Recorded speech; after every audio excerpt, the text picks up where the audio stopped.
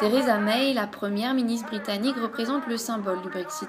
Un an après le référendum en faveur du départ de l'Union européenne, les campagnes pro-UE continuent. Aujourd'hui, le pays est divisé. Une partie des Britanniques regrette déjà la sortie de l'Europe, alors que l'autre prône un Brexit dit dur.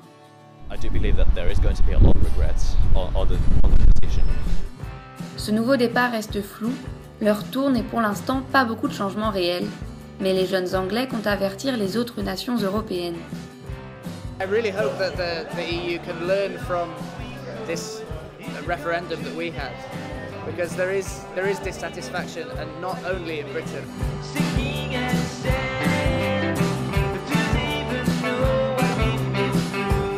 À Édimbourg, au sud de l'Écosse, on a voté pour rester dans l'Union européenne. Comme dans le reste du pays, il y a pourtant une forte campagne du Leave avec la diffusion de fausses informations.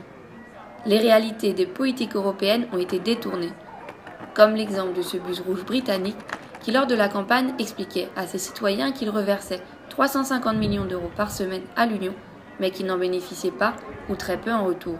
Ces propagandes pro-Brexit ont pu fonctionner puisque l'Union manque de pédagogie dans ses actions. European Union could have done better at telling the people about what the actual benefits are. Like there was a lot of misinformation out there before the referendum, and that of course says something. And then I'm not saying that the European Union is perfect. Of course, like there's several things that need to be fixed. For example, like the democratic deficit which the anti-Europeans are talking about. That's a very valid concern.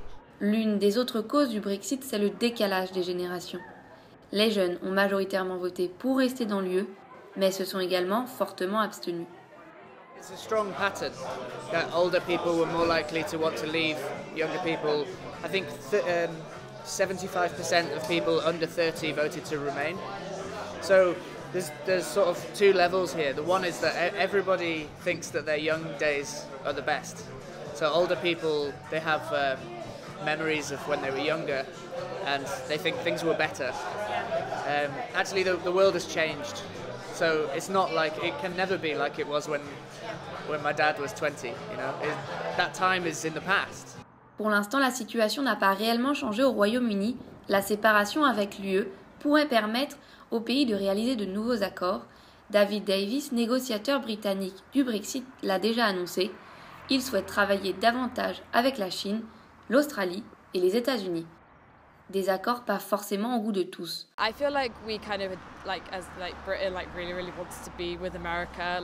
For some reason we don't feel connected to Europe at all, which I think is such a shame because we're so close to Europe, physically. And I think America has a lot of issues that we don't really want to be involved with. Les expatriés restent l'une des nombreuses zones floues. L'année dernière, les exilés européens représentaient 5% de la population britannique.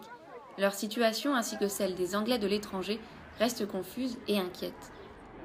My only worry is that people like my brother and sister who are younger than me won't get these opportunities. They might be held back in Britain. If there was some opportunity that people from the EU were getting, then I feel very angry about this. So yeah, I don't think much will change. Le Brexit se veut dur.